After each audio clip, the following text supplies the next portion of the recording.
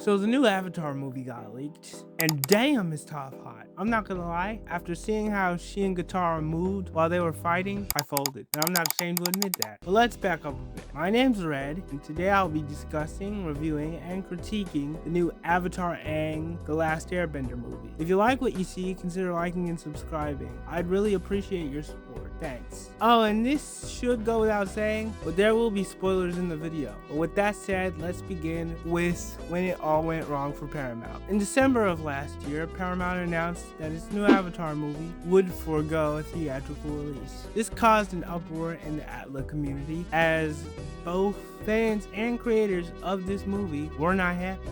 Fans were pissed because after years of supporting this neglected franchise, Paramount just spat in their faces again and robbed them the chance to see Team Avatar on the big screen. As for why the creatives were upset, they designed this movie to be viewed in theaters. So when Paramount announced its decision, they felt their work and effort were being disrespected. And I can't blame them, because the only reason Paramount was doing this was to promote its streaming service. Those chefs cooked up a 5-star meal, yet their manager wants you to eat it on top of a dumpster while paying for it. But unbeknownst to Paramount, their plans would fortunately not come to fruition, because 6 months before the intended release date, the entire film was leaked to the internet. Turns out some troll got his hands on the film and decided everyone should see it. And everyone did see it, because clips of this movie spread around social media like wildfire. Plus, unlike your typical caught-on-camera quality leak, this movie dropped in full HD, which meant this movie was already done and Paramount was just holding it until October. So what was Paramount's response to all this? Well, aside from clarifying that the leak wasn't a system glitch, Paramount has decided to remain silent. But the viewers and creators haven't, because right now the ATLA fandom is split in two. On one side, you have the pirates who are sticking it to Paramount for pulling the theatrical release, and on the other, you got the creative supporters who want to wait so they can support the official release and the creators behind it, even if it means paying Paramount. Personally, I'm on Team Pirate, because I wasn't about to be spoiled by my TikTok feed. The internet already ruined JJK for me. They were not about to ruin my childhood too. That, and I'm not paying for Paramount Plus until they drop Seven Havens. But hey, Paramount, I and many others would gladly pay you to watch this movie again, allegedly, if you released it in theaters. Just saying. However, now that this movie is everywhere, let's talk about it, because I've got a lot to say about this movie. Spoilers incoming, by the way, so if you don't want to be spoiled, leave now. You have been warned. This movie begins with Aang visiting an abandoned air nomad temple before getting attacked by the Denied, a group of non-benders seeking a map to a legendary staff capable of giving one the ability to airbend. Aang tries to stop them, but he injures himself in the process, allowing them to escape. So, Aang gathers the rest of Team Avatar to find and protect the staff from the wrong hands.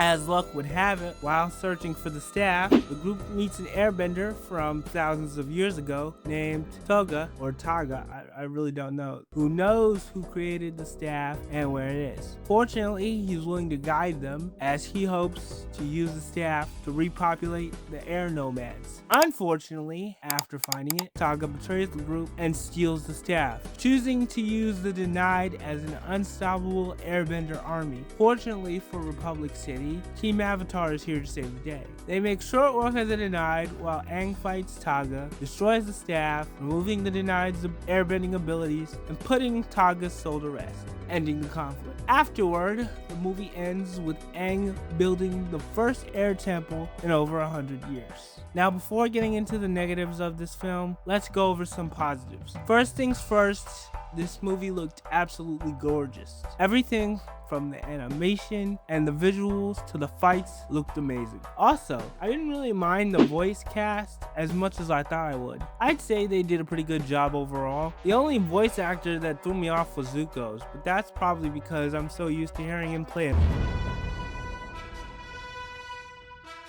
Aside from that, the last thing I'll praise them for is making a good family movie. There were no divisive politics, no gender war crap, just good entertainment, which I really appreciate. Alright, now that we've got the positives out of the way, let's talk negatives. First off, the story was just okay. The plot wasn't terrible, but it was predictable. For example, I'll be surprised if anyone couldn't guess that Taga was the main antagonist. He felt like one of those obvious villains from Disney's twist villain era. Personally, I would have preferred it if Taga started off as an antagonist from the beginning. Have him join the Denied, challenge Aang's pacifistic beliefs by showing him the sufferings of the non-benders. You could even reference the comics. That way Aang doubts his beliefs, and we see the suffering of the non-benders, strengthening the antagonist and the film's narrative. My next problem, power scaling. Tell me how a team of master benders gets soloed by a single airbender from thousands of years ago.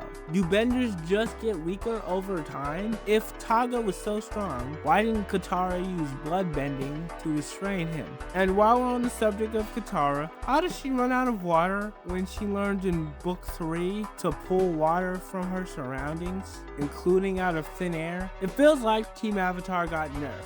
Either that or the writers forgot key details of the story. However, with that said, even nerfed, Team Aang still washes Team Korra. My last and biggest problem with this film is the number of plot holes this movie has.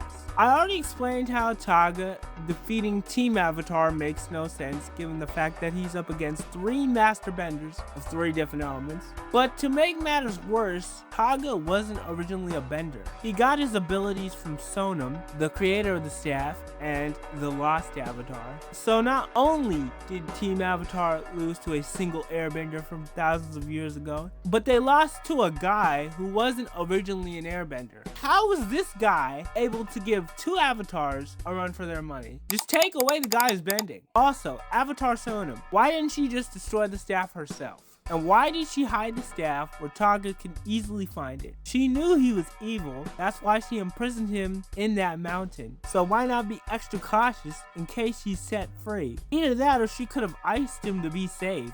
However, the biggest thing that annoys me about this movie takes place right after Team Avatar loses to Taga. Can someone please explain to me how Korra, Korra, where did that come from? Can someone please explain to me how Katara healed herself and the squad when Taga left them on the brink of death and unconscious? Conveniently placed pool of magical healing water aside, I'm pretty sure you need to be conscious to waterbend, and Katara was not. And that's the main problem with this film. Things happen just so the plot can progress. Avatar Sonam hides the staff where the bad guy can easily find it. Taga somehow defeats 3 master benders. Katara, despite being critically injured and unconscious, heals the team because they all somehow land in a magical pool of healing water. Appa gets kidnapped, leaving everyone stranded on an island. No worries, Aang can just summon the water spirit from book 1 to teleport them where they need to be. There are just too many unanswered questions and plot holes that just left me frustrated and annoyed because everything else about this movie was great. The story just needed a little more time in the oven, and the writers could have turned a good movie into a great one. So where does this leave The Legend of Aang for me? Well, despite my problems with the writing, I think it's a solid watch. It's not a perfect film, but it's a good one. And I'll definitely watch it again if they release it in theaters. Or when they release Avatar 7 Havens on Paramount Plus. Because that's the only way Paramount's getting my money. In the meantime though, what do you guys think? Have you seen the movie? If you haven't, avoiding spoilers must be tough. Feel free to vent your frustrations in the comments. Oh, but before I go, Paramount, release this movie in theaters and make sure this doesn't happen to 7 Havens.